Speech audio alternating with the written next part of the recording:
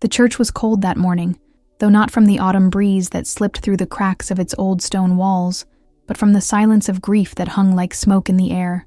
Every pew was filled with relatives, acquaintances, and neighbors who had come to pay their respects to Edward Carter, my grandfather, the only person in my family who had ever made me feel like I mattered. I sat still, my hands folded tightly in my lap, eyes fixed on the mahogany coffin at the front of the altar. The soft notes of the organ carried through the vaulted ceiling, and though people sniffled and wiped their eyes, I felt strangely hollow, as if someone had reached inside my chest and scooped out everything that once gave me warmth. It was then, at my most vulnerable, that I felt my mother lean closer. Her perfume was sharp, suffocating, like poisoned roses. And then, without hesitation, she whispered words that would pierce me deeper than death itself. "I wish you were in this coffin instead," she hissed, her voice so low no one else could hear, but heavy enough to paralyze me completely. "No one would miss you." My throat tightened instantly, and though I wanted to turn and look at her, my body refused to move. It was as though the pew had swallowed me whole, locking me in place, forcing me to confront the cruel venom of her statement. I could hear my father's steady breathing beside her, could see his profile from the corner of my eye, stern, unyielding, as though carved from stone. But he made no effort to stop her. In fact, I knew he agreed. My hands trembled slightly in my lap, so I dug my nails into my palms until pain steadied me. I wanted to cry, to scream, to run, but instead, I sat frozen, staring at the coffin that now seemed to mock me with its stillness. The air in the church grew heavier, almost unbearable, and I wondered if anyone else could see the storm raging inside me. My mother adjusted her black veil with slow precision, her lips curling in satisfaction, as though my silence gave her exactly what she wanted. She turned her gaze back toward the coffin with perfect composure, a grieving daughter in the eyes of everyone else, but a merciless executioner in mine. My father shifted slightly, his hand brushing against hers, an almost imperceptible sign of alliance, and for a moment I felt like the intruder at their theater of cruelty. My eyes burned, but I forced the tears back, refusing to give her the victory of seeing me break. I pressed my teeth together until my jaw ached, hearing again the echo of her whisper, repeating in my mind like a curse carved into stone. I thought of Grandpa Edward then, and my chest constricted with a different kind of pain. He had been the one who saw me when no one else did, who listened when my voice was treated as noise, who hugged me with arms that felt like home. When he was alive, I could endure the cutting remarks, the cold shoulders, and the endless comparisons to Daniel, my older brother, their golden child. But with him gone, I felt completely unshielded, as if the only wall between me and their hatred had crumbled. I wanted to stand up in that moment and shout, "He loved me, even if you didn't." But the organ's dirge grew louder, drowning every thought, and I remained a statue carved by grief and shame. Daniel sat across the aisle, his hand resting gently on his wife's arm, his expression somber but collected. He had inherited our father's composure and our mother's sharpness, and it showed in the way people gravitated toward him, offering condolences, hanging on to his words, trusting his presence as though he were a pillar of strength. I envied how easily he carried the love of our parents, how naturally he slid into the role of the beloved son. In his eyes, I was the shadow, the awkward sister who never quite fit. He glanced at me briefly, a flicker of acknowledgement before turning his attention back to the coffin, and that fleeting look reminded me of every dinner table where I was overlooked, every conversation where my voice was drowned, every moment where my existence felt like an inconvenience. The priest's words blurred as he spoke about my grandfather's virtues, about kindness, loyalty, and generosity. I wanted to stand and tell them all how true that was, how Edward had been my light when my world was covered in shadows, but my tongue lay heavy in my mouth, shackled by the whisper that still rang in my ears. It should be you inside that coffin. My mother's cruelty did not surprise me. Her contempt had always been there, simmering beneath her polite smiles and calculated remarks. But never had she said it so directly, so cruelly, in a moment so sacred. It was as if she had chosen the very day of his burial to bury me as well, not in a coffin of wood, but in one of silence and despair. I dared to glance at her, to see if she truly meant it, and her profile gave me the answer I dreaded. Her eyes remained on the coffin, lips pursed, her posture dignified, but there was no trace of grief in her face, only the faint satisfaction of having wounded me. My father's jaw was tight, his eyes unwavering, and I knew he wouldn't intervene. For them, I was the burden, the mistake that never should have been born, the one who never lived up to expectations. My heart pounded so violently in my chest that I thought it might betray me, that everyone might hear the thunder of it and turn to see my shame. Yet no one moved, no one noticed. The world grieved for my grandfather, and only I carried the dagger of my mother's words inside me. The coffin glowed under the dim light of the candles, and I felt like my grandfather was silently watching the entire scene. If you could hear her, Grandpa, I thought, would you stand up for me even now? Would you defend me one last time? A part of me imagined his voice, gentle and firm, calling my name, telling me that I mattered, but imagination was all I had left. My fingers twisted in my lap, my nails cutting crescents into my skin, and I anchored myself with pain just to remain present. The whisper had already planted itself inside me like poison ivy, curling around every part of me, threatening to choke out what little strength I had left. My breath grew shallow, and I tried to concentrate on the priest's rhythm, but my thoughts scattered like leaves in the wind. I remembered the countless times my mother had belittled me, how she criticized my choices, how she always praised Daniel's accomplishments while dismissing mine as accidents or obligations. I remembered my father's silence during those moments, his approval of her cruelty, the way his eyes skimmed over me as though I were barely real. This moment, this whisper, was simply the sharpest point of a knife that had been pressing against my heart for years. Still, the public cruelty of it left me shaken in a way I hadn't expected. I had braced myself for coldness, but not for the wish of my death uttered beside my grandfather's grave. As the final hymn began, voices rising in sorrowful harmony, I clenched my teeth and whispered only to myself, "Survive this. Don't let them see you break." My body trembled from the effort of holding everything in, but I refused to give her what she wanted.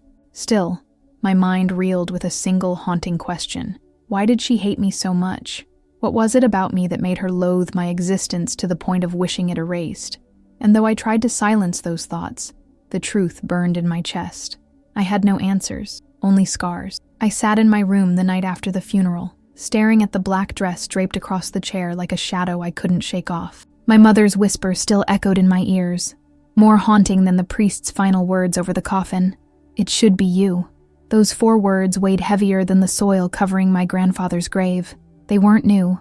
My mother had always had venom ready for me, but to hear them spoken on a day meant for mourning ripped at something fragile inside me. I wanted to scream, to ask her why I was never enough, why I was always the unwanted child. Instead, as I had all my life, I remained silent, swallowing the storm inside me while the rest of the world looked on, unaware of the fire I fought to contain. Silence had been my constant companion since childhood, not because I chose it, but because speaking never brought me relief. I remembered the nights when I'd try to share my drawings or small achievements, my voice hopeful, only for my mother's sharp eyes to narrow, and my father's dismissive grunt to send me retreating into myself. "Don't bother us, Susan," they would say. Or worse, "Why can't you be more like Daniel?" The weight of comparison crushed me, made me shrink smaller each day, until I believed my words had no place in the world. Even as a child, I carried the knowledge that my presence was tolerated, not cherished. Daniel, of course, never faced that. He was the golden boy, born 2 years before me, and from the moment he drew his first breath, the sun seemed to rise and set for him. My parents doted on him, cheered for him at his school plays, celebrated every trophy he brought home as if it were a crown for the family's name. When Daniel stumbled, excuses were made. When he failed, it was someone else's fault. And when he succeeded, which he often did, my parents glowed with pride as though his achievements were proof of their own worth. I, on the other hand, could earn perfect grades, and the only response would be, "Don't get smug, Susan." It was in those moments that silence felt safest. But Edward, my grandfather, had always tried to break through it. I remembered afternoons at his study, where the scent of old books and tobacco lingered in the air, and he would listen to me ramble about my schoolwork, or my secret dreams of becoming a writer. His eyes would soften, his voice warm, as he told me, "You have a mind sharper than you realize, Susan. Don't let anyone make you believe otherwise." It was in his presence that I learned my words could hold weight, that my voice could carry meaning. He never dismissed me, never compared me to Daniel. Instead, he treated me as if I mattered in a way my parents never could. Looking back, I often wondered if Edward saw through the coldness of my parents, if he knew what they whispered about me when I wasn't around. He never said it outright, but there was a gravity in his gaze when my mother scolded me too harshly, a quiet disapproval that lingered though he rarely spoke it aloud. My father, Robert, seemed indifferent at best and cruel at worst, but Edward's silence carried weight, a kind of protection that spoke louder than words. Still, even he never dared confront them openly. Perhaps he feared fracturing the family further, or perhaps he knew the battle was one I'd have to fight alone. As I wept in my room that night, grief tangled with bitterness until I couldn't tell one from the other. I mourned Edward, the one person who had made me feel seen, and at the same time, I burned with anger at my parents' cruelty, their ability to wound me even at his funeral. Grief is supposed to unite families, to bind them closer in loss, but for me, it only widened the chasm between us. They had Daniel to lean on, their shining sun, while I stood alone in the shadows, clutching memories that were mine alone to keep. I thought about the last time I had spoken to Edward, just weeks before he passed. His voice had been weaker than usual, his hands trembling as he held mine, but his eyes still carried that fire I had always admired. "Susan," he had whispered, "you must remember, you are worth more than you think. Someday, the truth will come to light, and you will understand why I never stopped believing in you." At the time, I had brushed it off as a grandfather's attempt to comfort his overlooked granddaughter, but now, those words felt heavier, as though they carried a secret I had yet to uncover. The house was quiet except for the faint hum of the refrigerator downstairs, but in my mind, I could hear the echoes of my childhood, the slammed doors, the sharp criticisms, the endless praise showered upon Daniel. My brother had never defended me, not once, though I sometimes wondered if he even noticed the difference in how we were treated. Perhaps he was too absorbed in his role as the family's pride to see me drowning in silence. Or perhaps he chose not to see, because acknowledging my pain would mean acknowledging the fragility of his pedestal. By the time dawn crept through my window, painting the room in shades of pale gray, I realized that Edward's absence left me with more than grief. It left me with a void, but also a strange kind of determination. For years, I had survived by staying silent, by shrinking into the background where no one could wound me further. But now, something inside me whispered that silence was no longer enough. If my mother could tell me to my face that I belonged in a coffin, then maybe it was time to stop carrying the weight of her hatred alone. Edward had believed in me, and maybe, just maybe, it was time I started believing in myself too. The morning after the funeral, when grief still lingered like heavy fog, we were summoned to a private room inside the old law office downtown. The building was austere, its stone walls scarred with age, its windows clouded with dust as if time itself had been reluctant to step inside. I walked behind my parents and Daniel, my footsteps tentative, my body still trembling with exhaustion. We were there for the reading of Edward's will, and though part of me dreaded the gathering, another part clung to curiosity. What final words would my grandfather leave behind? What hidden truths might slip through in the cold language of legal documents? My stomach tightened as I entered the dimly lit room, unsure if I was stepping into closure or chaos. At the head of the long oak table sat Mr. Harrison, Edward's lawyer, a man I had seen only in passing before. He was tall, composed, with graying hair brushed neatly back, and a pair of glasses that seemed to magnify the intensity of his gaze. His posture was upright, commanding without arrogance, and when he spoke, his voice carried a calm authority that silenced the rustle of coats and the faint shuffling of feet. "Thank you all for coming," he began, his tone both courteous and weighted. His eyes scanned the room briefly, but I felt certain they lingered on me for a moment longer than necessary, as if he were measuring something only he understood. We took our seats around the table, my parents together on one side, Daniel seated proudly between them, while I, as always, occupied the outer edge, a presence tolerated but not welcomed. My mother's lips curved in a faint, satisfied smile, and my father's expression carried the smug assurance of a man who believed he was about to be rewarded. Daniel looked expectant, even triumphant, tapping his fingers against the polished wood as though this were simply the ceremony to confirm his inheritance. I sat quietly, folding my hands in my lap, forcing myself to breathe evenly. To them, I was invisible, an afterthought. But to me, this moment felt like the last tether connecting me to Edward's memory. Mr. Harrison adjusted his glasses and cleared his throat, and that small gesture seemed to vibrate through the room. The air grew taut with unspoken tension, as though everyone's expectations hovered just above the surface, ready to break. My parents leaned forward slightly, eager, impatient, while Daniel straightened his back as if already wearing the crown of heirship. For me, the moment stretched unbearably long. Each second felt like the pause before a storm. I couldn't help but notice the hesitation in Mr. Harrison's eyes, the way he weighed his words before speaking, as if he understood that what he was about to reveal would fracture the fragile facade of our family forever. Edward, the lawyer began, his voice measured, was a man of great care in his decisions. He considered not only the value of his possessions, but the meaning behind their passing. I watched my mother's smirk widen, my father's chest puff slightly with self-assurance. To them, this was nothing but the preamble to their victory lap. But for me, each word carried an ominous undertone, as if Mr. Harrison were drawing us deeper into a maze whose end none of us could yet see. My heart pounded in my ears, drowning out the scrape of a chair and the soft tick of the clock on the wall. The lawyer unfolded a stack of documents, his fingers precise, almost reverent, as though he held more than paper. He held secrets. "It is customary," he said, "to begin with expressions of affection and gratitude Edward wished me to convey." He read aloud a few formal lines, words of love for his family, acknowledgement of his friendships, and then his gaze shifted once more, this time deliberately, settling on me with a weight that made my breath hitch. It was subtle, but unmistakable. I was not forgotten. No matter how fervently my parents had believed I would be erased, I felt my mother's eyes on me, sharp and venomous, as though even the suggestion of my inclusion was an offense. My father's smirk faltered for the briefest second, but Daniel's confidence remained unshaken, his smile fixed, his body poised like a victor awaiting his laurels. Mr. Harrison cleared his throat again, slower this time, his composure unwavering, but his pauses deliberate, as though granting us all a chance to feel the gravity of what was unfolding. The silence between his words was louder than any sound. Then it happened. His eyes locked on mine with an intensity that unsettled me to my core. "Edward," he continued, his voice quieter yet somehow sharper, "left instructions of particular importance concerning his granddaughter Susan." The air in the room shifted violently, like a window opening in a storm.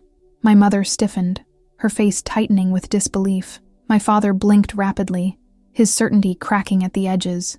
Daniel turned to look at me, confusion flickering across his features before annoyance quickly replaced it. I sat frozen, heat rising to my cheeks, my heart threatening to burst through my chest. For the first time in years, I was not invisible. The lawyer's words had dragged me into the center of the room, into the center of their attention, where I had never been welcome. And though fear and shock tangled in my chest, there was also something else, something fragile but fierce, that stirred within me. Edward had not abandoned me. In death, just as in life, he had seen me. And whatever came next, I knew it would unravel everything my parents believed to be true. The reading began in a calm, methodical rhythm, Mr. Harrison's voice filling the room with an even cadence as he detailed the smaller allocations of Edward's will. A modest sum to a distant cousin who lived abroad, a family watch passed on to an uncle, a painting left to an old friend. Each name, each item, felt like the settling of tiny debts of affection and memory. I watched my parents' faces during these early passages, smug, serene, as though humoring formality until the real prize was revealed. For them, this part was mere preamble. For me, it was oddly comforting to see Edward remembered in fragments, as though pieces of his life were scattered carefully into the hands of those who had mattered. When Daniel's name was spoken, the air seemed to sharpen. Mr. Harrison read with the same professional neutrality, but my brother's posture straightened, his smugness tilting into quiet triumph. He was ready, no, certain, that he would now be crowned heir to the fortune, to the estate, to the legacy he had always been promised. But then, the words struck with unexpected bluntness. "To my grandson, Daniel, I leave the sum of $50,000. A pause, brief but devastating, and my collection of golf clubs, with which we shared many fond afternoons. That was all. Silence rippled across the room, heavier than the sound of any explosion.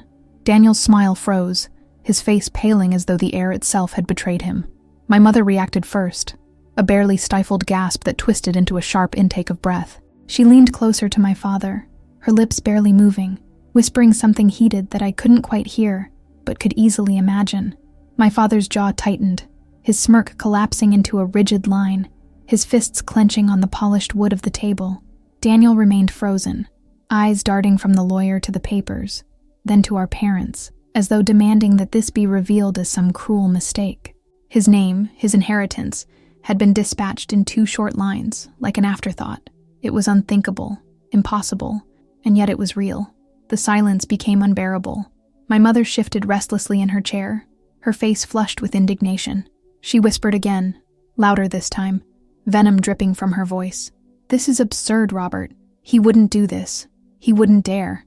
My father muttered something in reply, too low to catch, but his tone was darker, edged with a fury that could not be contained much longer. I shrank in my chair, trying to make myself smaller, terrified of what I knew was coming. The air was thick with their disbelief, with the crumbling of the certainty they had carried like armor for so many years. Mr. Harrison did not falter. He cleared his throat gently, his composure impenetrable, and shuffled the papers once more. His eyes lifted from the page and, for a moment, settled directly on me. My stomach lurched. I gripped the edge of my chair, bracing myself, though I had no idea for what. His voice was steady as he spoke, but I heard the weight beneath it, the inevitability that his words would strike like thunder. "And now," he said, "for the primary matter of Edward's estate." Every breath in the room seemed to suspend itself, drawn upward into a single, unbearable pause. The words fell slowly, deliberately, and each one seemed to echo inside my skull. "I, Edward Caldwell, hereby leave the full extent of my estate, including my properties, my business holdings, and the remainder of my fortune, to my granddaughter, Susan." Time fractured. For a heartbeat, no one moved, no one breathed. The words didn't feel real. They belonged to some distant echo, a dream from which I would surely wake. But then the weight of them crashed down, shattering the room. My heart thundered wildly, my mind blank, as though every thought I had ever carried had been stripped away in an instant. The reaction came like an explosion. My mother shot to her feet, her chair screeching violently against the floor, her voice a raw, guttural scream. "No, no, this is a lie!" Her hands slammed down onto the table, rattling the papers, her face red with fury and disbelief. My father cursed violently, a sound so sharp it made me flinch, his composure entirely shattered. Daniel sat pale and trembling, his lips parted but no sound emerging, his body rigid as though he'd been struck with a physical blow. Chaos poured through the room, their voices overlapping in a crescendo of outrage and denial. I could not move. I sat frozen in my chair, staring at Mr. Harrison as though he might suddenly take it all back, as though he might admit this was some cruel mistake. My hands trembled in my lap, and the blood roared in my ears. My mind unraveled, struggling to make sense of it. Why me? Why had Edward chosen me? The discarded, the forgotten, the unloved. It felt impossible, as though I were inhabiting someone else's life. For years I had been invisible, silenced, condemned to exist in the shadow of Daniel's perfection. And now, this? I could not reconcile it. I could not breathe. The room spun with chaos, voices clashing, accusations spilling like venom, but I heard none of it clearly. All I could feel was the ghost of Edward's presence, the weight of his hand on mine from years ago, the quiet way he had always looked at me with a tenderness no one else could. He had seen me. Even in death, he had chosen me. But beneath that fragile thread of warmth was a darker, heavier storm, the certainty that this revelation had set something monstrous into motion, something that would not stop until it consumed us all. The shouting in the room had reached such a fevered pitch that it seemed no words of reason could ever pierce it. My mother's voice was a blade, my father's a hammer, Daniel's a broken echo of disbelief. And yet, through the tempest, Mr. Harrison raised his hand, his calm authority slicing cleanly through the chaos. "There is one more matter," he said, his tone commanding silence. Slowly, the fury in the air ebbed, though not from acceptance, rather from curiosity, from fear, from the sudden dread that whatever remained might twist the knife even deeper. I watched him reach into his leather case, his movements precise, deliberate. When he drew out a sealed envelope, yellowed at the edges and marked with Edward's bold, unmistakable handwriting, the breath caught in my throat. My name was written there, not Daniel's, not Margaret's, mine. The silence that followed was suffocating. Even my mother, who moments earlier had seemed on the verge of tearing the room apart, fell mute as her eyes locked onto the letter. The paper trembled slightly in Mr. Harrison's hand as he extended it toward me. not from his own nerves, but from the electric tension crackling around us. My fingers felt clumsy, boneless, as I reached out. I had to force myself to take it, my heart hammering so loudly I feared the others could hear it. The weight of the envelope was slight, but it seemed heavier than anything I had ever held. 1,000 questions screamed inside me, but one drowned them all. Why would he leave me this? I broke the seal with trembling hands. The paper unfolded with a dry rustle, and for a moment I could not bring myself to look down. My eyes blurred with tears I had not yet shed, and when finally I focused, the first line struck me with the intimacy of a voice speaking directly in my ear. My dearest Susan. My breath caught. He had never written to me like this before. The words on the page seemed to vibrate with his presence, each stroke of ink carved with deliberate care, as though he had known this moment would be the lifeline I would one day need. He wrote of me as though I were someone precious. He recalled my childhood kindnesses, small moments I had long forgotten, the way I had tended to the stray cat on the estate grounds, the way I had listened to his stories when no one else had the patience, the resilience I had shown even when the world seemed determined to break me. You have endured pain that should never have been yours to bear, the letter read, and yet you did not harden. You did not turn cruel, as others might have. You carried your suffering with grace, though I saw more than you knew. I could barely breathe as I read those lines, my vision swimming, my chest aching, as though he had reached across death itself to place a hand upon my heart. Then his tone shifted, sharper, resolute. I could not entrust my life's work to those who despised their own child. I could not allow my legacy to rot in the hands of cruelty. Margaret and Robert chose shadows, lies, and comfort over love. Daniel was made in their image, but you, Susan, you were never theirs to unmake. You are stronger than they know, stronger perhaps than you know yourself. My hands shook so violently the paper quivered like a leaf in a storm. I could feel the heat of my parents' stares burning into me, could hear my mother's sharp intake of breath as she realized each word was a blade aimed at her. Edward's voice, etched in ink, grew heavier still. There is a truth I could not speak in life, one that has lived hidden in the walls of this family for too long. You were not meant to live the life of a shadow, Susan. You were not born to be their scapegoat. Your place in this story runs deeper than they will ever admit. I froze. The words seemed to shatter the air, ringing louder than the furious silence now gripping the room. A secret, my birth, the very foundation of who I was. He had known something that explained the cruelty, the neglect, the constant insistence that I was less than Daniel, less than worthy. My pulse pounded as I read on, desperate and terrified in equal measure. I leave you more than wealth, the letter continued. I leave you the truth. It may not be fully revealed here, but it waits for you. As surely as night follows day, you will find it when you are ready. Do not let fear chain you, Susan. Do not let their voices convince you that you are small. You were born for more than this. My lips moved as I read the words silently, tasting them, clinging to them as if they were the only rope keeping me from drowning. A sob rose in my throat, but I choked it back, unwilling to give my family the satisfaction of seeing me undone, even as Edward's love and certainty unraveled me from within. By the time I reached the final lines, my tears blurred the ink, and yet the words glowed like fire in my heart. The shadows will fight to keep you. They always do. But you are not theirs, Susan. Find your strength in what is to come, and know that my love for you endures beyond the grave. You were never invisible to me. My chest collapsed with a soundless cry, my hand pressing the paper against my heart, as if holding it there could fuse his words into my very soul. For the first time in my life, I felt seen, truly, irrevocably seen. But as I lowered the letter, the world around me snapped back into focus, the room charged with fury, disbelief, and venom. My mother's face was twisted, pale with rage and fear. My father's hands gripped the armrests so tightly his knuckles whitened. Daniel's eyes darted between the letter and me, wide and stricken, as though I had stolen not just his inheritance, but his very identity. Edward's truth had begun to unravel everything, and though my heart ached with love for the man who had saved me with words from beyond the grave, I knew this was only the beginning. The secret he hinted at would not rest quietly in ink. It would rise, demanding to be unearthed. The silence that followed Edward's letter was brittle, as though the room itself might shatter under its weight. My mother was the first to break it, her voice sharp, trembling with fury. "How dare you?" she hissed, her eyes narrowing into daggers. "How dare you stand there and let us believe this nonsense?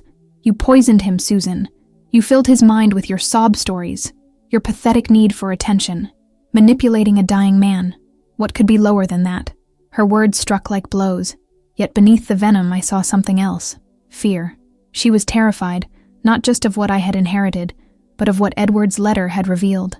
My father leaned forward, his face stone hard, his voice booming like a gavel.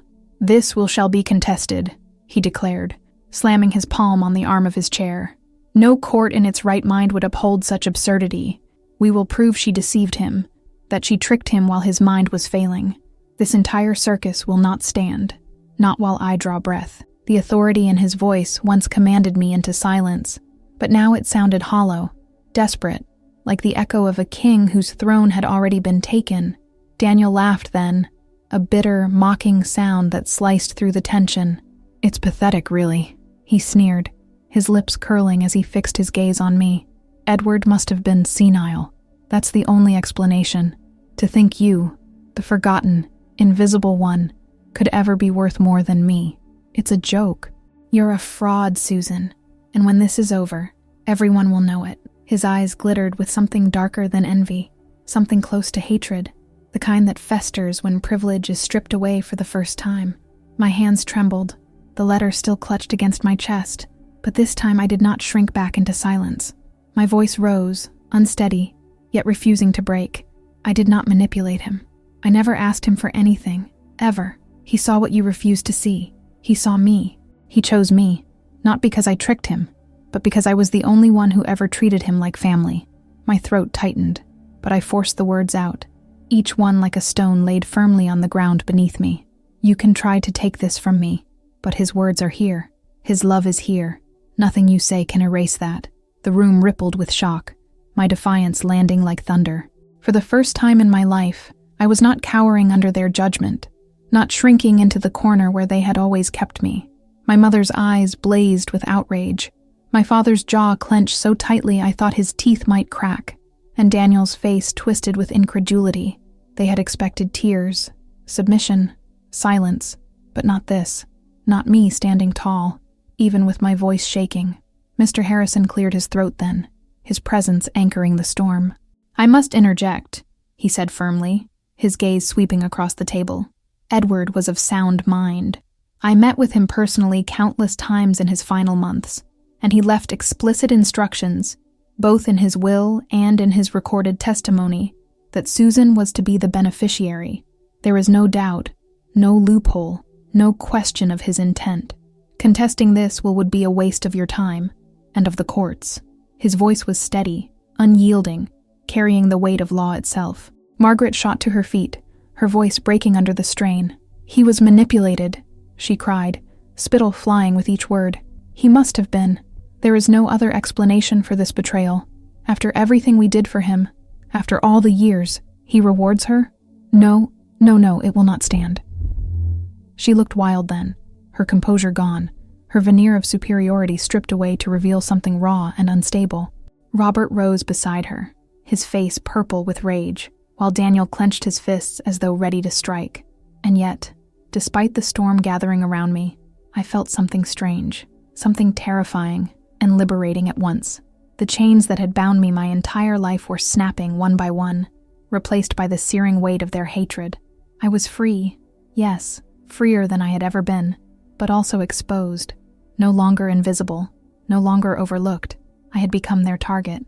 Every glare, every sneer, every accusation burned into me like fire, and I knew there would be no going back. As I stood there, Edward's letter trembling in my hands, I realized his words had already come to life. "The shadows will fight to keep you. They always do." And they were fighting with everything they had. But for the first time, I was not afraid to fight back. My freedom had come wrapped in fury, and though it terrified me, it was mine. Truly, irrevocably mine. The first night in Edward's house was eerily quiet. The corridors smelled faintly of cedar and old books, as though the walls themselves had absorbed his secrets. I wandered through the rooms, still unsure whether I belonged here, still half expecting someone to drag me out. The portraits of long-dead relatives watched me with glassy eyes, but it was Edward's presence I felt most. His spirit lingered in every object, every carefully arranged shelf, as though he had known I would one day need to search. And so I did, drawn by a compulsion I could not explain, by the sense that his letter had only opened the door to a larger truth waiting in the silence. In his study, I found the first traces. Locked drawers gave way to small brass keys he had left conspicuously in his desk, almost inviting me in. There were journals, their leather covers worn and edges frayed, as if they had been read and reread by Edward himself. Dust rose as I lifted the first one, settling over me like a shroud.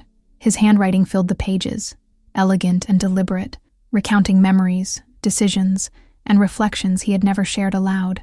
It was as if he had written them for me, knowing that someday I would be desperate for answers. Photographs lay tucked between the pages, sepia-toned fragments of lives once vibrant.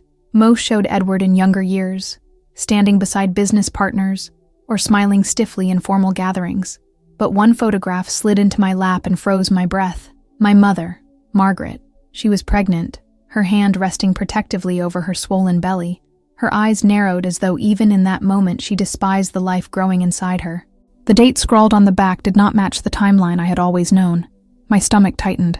Something was terribly wrong. I turned to the journal entry closest to the photograph, and my eyes devoured the words. Edward wrote of betrayal, not his own, but mine. He described Margaret's desperation to rid herself of the child she never wanted. He wrote of hushed conversations, of her attempts to persuade him that the girl should be given away, erased, forgotten before she could taint the family. My chest constricted as the words blurred, tears gathering, but I forced myself to continue. His pen did not hesitate, his lines thick with anger, with promise. I will not let her discard the child. She deserves better than the shadows of cruelty. I will protect her, even if it must be from afar. The next revelation came like a blade. Edward confessed that Robert, my father, was not truly my father at all. He wrote it plainly, without embellishment, as though it were a fact too heavy to disguise. Robert had tolerated me, perhaps, but he had never been bound to me by blood. That explained the distance, the disdain that had shadowed me since birth. He had not simply disliked me, he had never accepted me as his own. The truth was both devastating and liberating. My entire identity had been built on a lie, yet that lie had always explained the emptiness in his eyes when he looked at me. I pressed the photograph to my chest, my body shaking. Questions swirled like a storm. Who was my real father? Did Margaret know? Did Robert know? And why had Edward kept this secret buried for so long? But as I read on, I understood. Edward had been my unseen guardian. Though he could not raise me as his own, he had shielded me where he could, guiding me silently from the edges of my life. His notes spoke of birthdays he remembered, but was never invited to, of report cards he secretly saw through his business connections, of gifts he bought but never sent, fearing they would be destroyed before reaching me. With every page, my vision of him shifted. He was no longer just the stern, wealthy uncle who watched from a distance. He was the only one who had loved me consistently, quietly, without asking for recognition. He had seen me, even when no one else did. He had refused to let me be erased. The weight of his choices fell over me like a cloak, heavy and warm, stitched with both sorrow and devotion. My tears fell onto the ink, blurring his words, binding me to him across time. As midnight deepened, I closed the last journal and sat in silence, the secrets pressing into my bones. The truth of my blood was no longer what I had believed. My life had been rewritten by Edward's hand, and though it left me trembling, it also filled me with a strange new strength. I was not the shadow they told me I was. I was something else, something Margaret had tried to bury, something Robert had refused to claim. And now I was the only one who could decide what to do with this knowledge. In the flickering light of Edward's study lamp, I whispered to the empty room, "I will not waste what you gave me." My voice cracked, but it was steady enough. The house seemed to exhale around me, the walls no longer oppressive but protective, holding his memory. For the first time in my life, I was no longer searching for someone to claim me. The truth was brutal, but it was mine. And in that truth, I began to feel the faintest pulse of belonging. The confrontation began in the sitting room, beneath the gilded chandelier that had witnessed decades of false smiles and carefully hidden resentments. My voice trembled as I laid the photograph on the polished table, the journals beside it like evidence in a trial. Margaret's eyes narrowed, her fingers twitching against the armrest of her chair. For the first time, she had no quick lie to throw at me, No dismissive remark to silence me. The truth hung heavy between us, undeniable. "Why?" I asked, my voice raw. Why was I never enough? Her composure cracked, her veneer of control slipping like shattered glass. "Because you should never have existed," she spat, her words sharp as knives. She rose, her face twisted with rage, and confessed the affair, the pregnancy she had tried to erase, the life she had begged Edward to discard. "You were my shame," she hissed. "Every time I looked at you, I saw my weakness, my failure. I hated you for it." The venom in her tone seared through me, confirming what I had long suspected, but never dared to believe, that my suffering had always been intentional, deliberate. Robert's silence was its own kind of violence. His face paled as the revelation struck him, the man who had called himself my father realizing he had raised a child not his own. But even in his shattered pride, his eyes held no compassion for me, only bitterness, as though I had stolen something from him by simply existing. Daniel, ever the faithful son, pounced on the confession, sneering at me. "You don't belong here. You never did. You're nothing but a stain on this family's name." His hatred was cold, rehearsed, the echo of his mother's loathing. The weight of their words pressed down on me, but this time, I did not crumble. Edward's letter rang in my memory. "You were not meant to live the life of a shadow." My hands shook, but I lifted my chin, meeting their eyes one by one. I understood then that his will had never been about money or possessions. It had been about truth, about freeing me from chains that had bound me since birth. He had given me a weapon more powerful than wealth, the courage to finally claim my own voice. Tears blurred my vision as I stood. The room, once a prison, now felt like a tomb, suffocating with the ghosts of lies. My family hurled words at my back, coward, fraud, mistake, but they no longer had power over me. Each step I took toward the door was a step away from the life they had written for me, away from the cruelty that had defined my existence. I walked out without looking back, the severed ties bleeding behind me, but my heart carrying something new, the fragile, trembling hope of freedom. And in that moment, beneath the weight of betrayal and the fire of truth, I understood. Family was not bound by blood, but by love. Edward had been my true family all along, the one who saw me when the rest tried to erase me. And as the door closed behind me, I vowed never again to live as their shadow. I was Susan, and at last, I was free. The house was quiet in a way that felt almost alive, as if every creaking floorboard and shadowed corner remembered the presence of the man who had made it home.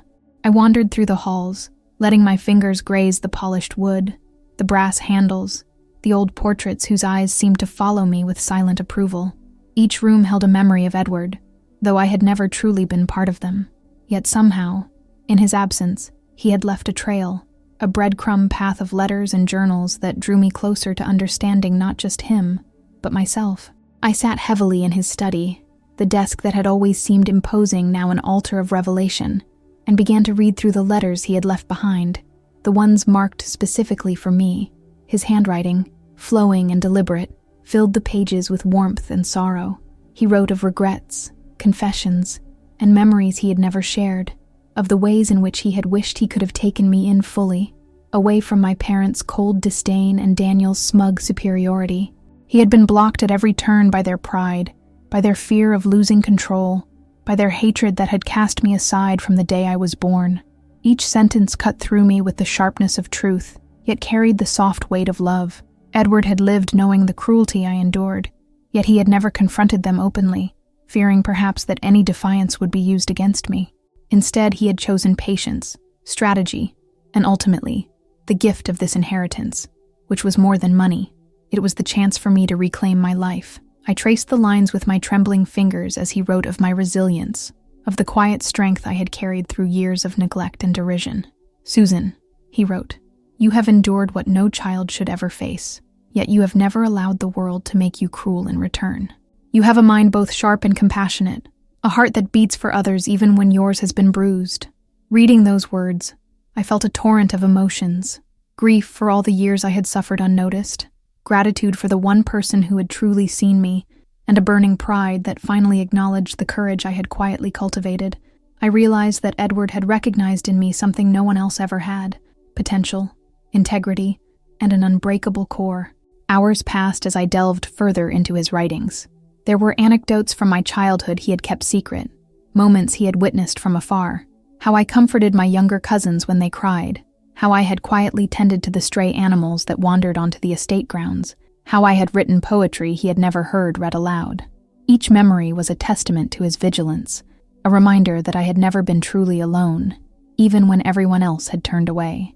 He had been there in the shadows, guiding, protecting, loving me without interference, ensuring that my spirit remained intact, despite my parents' attempts to diminish it. Then came the passages that left me breathless. Edward wrote of the legacy he intended for me, not as an inheritance of material wealth alone, but as a blueprint for independence, a moral and emotional bequest that I was entrusted to carry forward. "Susan," he wrote, "you are the only one who can restore dignity to our family name, the only one strong enough to wield truth as both shield and sword. Do not fear what they say, nor what they have tried to take from you. Let their hatred be a measure of the power you now hold." My hands shook as I read, realizing for the first time that the fortune, the estate, the title, it was never about money to him. It had always been about giving me voice, freedom, and the authority to step into the person I had been denied the right to become. I sank into the chair, feeling the weight of his words settle into me. Edward had not simply loved me, he had believed in me, and that belief was a force I could carry into the world. I thought of my parents, of Daniel, and felt the old pain rise, but now tempered with clarity. Their cruelty had defined me for too long, but it did not define me now. For the first time, I felt the tentative thrill of agency, the fragile exhilaration of knowing that I could act, decide, and live without their shadow dictating every move. The house around me felt alive with possibility, not just memory. As night deepened, I read the final letters, his instructions folded in like secret keys. "Live boldly, Susan," he wrote. "Let the truth be your armor. Do not waste your inheritance on revenge or bitterness, but do not deny yourself the right to protect what is yours. There will be those who try to diminish you, who will demand that you shrink to fit their small minds. Do not. Your life is not theirs to command. You are free to write it." The words resonated through me, a lifeline, a command, a promise. I felt a mixture of grief and triumph, the ache of loss tempered by the warmth of love that had never failed me, even from afar. By the time I placed the letters back in their envelopes, I felt transformed. Edward was no longer just my grandfather. He was the father I never had, the guide I had never known I needed, the silent champion who had fought for me when I could not fight for myself. The house, filled with echoes of his presence, felt like both a sanctuary and a launch pad. I understood now that his legacy was not the estate, nor the fortune, nor the titles. It was me. He had raised me, in every meaningful way, to stand tall and claim the life I deserved. I held his letters to my chest and whispered into the empty room, "I will not waste what you gave me, Edward. I promise." And as the first light of dawn crept through the windows, painting the study in gold and shadow, I finally allowed myself to feel something I had never known fully. Pride, not tainted by shame or fear. Edward had believed in me. He had given me the truth, the tools, the courage, and I would honor it. His legacy was mine to carry, not just in name, not just in fortune, but in the way I would live, the choices I would make, and the person I would become. For the first time, I felt not like a child lost to cruelty, but a woman chosen, protected, and loved beyond measure. The morning air was crisp as I stepped onto the terrace of Edward's house, the first rays of sunlight illuminating the gardens he had tended with devotion I could finally understand. For the first time, I felt the full weight of what had been entrusted to me. Not just the estate, not just the wealth, but the legacy of courage, dignity, and truth. The house, which had once felt like a vault of secrets and sorrow, now breathed life into me, and I walked through the corridors as if each step was a claim, a declaration that I belonged here, fully, finally, without shame or apology. The shadows of my parents' cruelty lingered at the edges of my mind, but they were no longer chains. I arranged the letters and journals Edward had left, setting them on the desk where they could be seen but not hidden, a testament to the truth he had safeguarded for so many years. Each page was a victory over the years of silence, neglect, and malice that had sought to define me. I touched the worn edges gently, letting the ink and paper remind me that he had chosen me, believed in me, loved me when no one else would. My heart swelled with gratitude, but beneath it was a quiet determination. His life had been a guide, a compass, and now it was up to me to navigate the world with the principles he had instilled. I began making plans, not just for the business and estate, but for my life beyond these walls. I would honor Edward's legacy by living boldly, by making decisions for myself, rather than waiting for permission or approval. I would give back to those who had been overlooked, those whose voices were silenced, as mine once had been. For the first time, I understood that power was not the wealth I had inherited, but the freedom to act according to my conscience, to shape my existence without fear, and to create a life that was authentically mine. Memories of my parents' venom lingered, but they were tempered now by the clarity Edward had given me. Margaret's hatred, Robert's disdain, Daniel's arrogance, they were no longer forces that could touch me. I was untouchable in the sense that mattered. I had the truth, I had Edward's faith, and I had my own voice. Each step I took across the polished floors, each look I gave to the portraits of ancestors who had never understood me, was an assertion of self. I felt the walls of the house not as barriers, but as the framework of a life rebuilt on my own terms. Later, I walked through the gardens Edward had loved, the sunlight catching the dewdrops on roses and jasmine. I could almost hear his voice in the rustle of leaves, whispering encouragement, reminding me to be brave, to be relentless in my pursuit of dignity. I allowed myself a smile, a rare and genuine one, unshadowed by fear or longing for approval. The grief of his absence remained, of course, but it was now coupled with a fierce joy, the understanding that I had been seen, chosen, and validated in the deepest possible way. The power of that recognition was intoxicating, grounding me in a sense of purpose I had never known. I knew my family might never forgive or accept me. Perhaps they would continue to seethe in their bitterness, attempt to undermine me, or cling to the delusion that I was less than they had always insisted I was. But their opinions no longer held sway. Edward's letters, his legacy, his love, they were shields against the petty cruelties that had defined my past. I was no longer their daughter to be scorned, no longer a shadow in Daniel's light. I was Susan, fully alive, fully autonomous, and fully seen by the one person who had mattered most. As the sun climbed higher, I made a silent promise to myself and to Edward. I would honor him not by seeking revenge, not by dwelling on the pain inflicted by my parents, but by living boldly, by seizing the life I had always been denied. His final words echoed in my mind with unwavering clarity. Live boldly, Susan. Let the truth be your armor. Those words were no longer a suggestion. They were a mandate, a life mission. I felt a surge of strength, a fire that had been smoldering for decades finally breaking free. I looked out at the horizon, the estate sprawling like a kingdom that had always been waiting for me to claim it. The weight of grief, betrayal, and long years of invisibility lifted slightly, replaced by something larger, purpose, courage, and an unshakable sense of self. I breathed deeply, savoring the moment, knowing that Edward's legacy was no longer just his. It was mine, living in my choices, my voice, and my freedom. I stepped back into the house, ready to embrace the life I was always meant to live, finally unbound, finally my own.